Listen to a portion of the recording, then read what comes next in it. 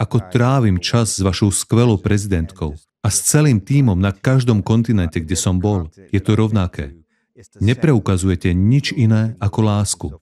A preto pre mňa tak veľa znamená, že spoločne pracujeme na presadzovaní odkazu duchovnej diplomácie po celom svete, ktorá, myslím, že zdieľame rovnaké posolstvo, rovnakú misiu, ktorou je pomôcť ukončiť vojny a priniesť mier každej ľudskej bytosti.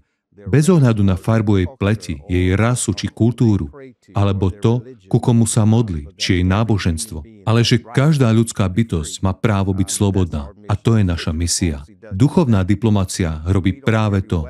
Nenesieme zbrane, nesieme múdrosť. Sme schopní prechádzať za hranice. Sme schopní ísť za rámec zmluv v mene viery. A tak či už hovorím s hinduistickým liečiteľom, budhistom, alebo buddhistickým mnichom, islámskym imámom alebo katolickým kňazom, ide o nastolenie jednoty a mieru.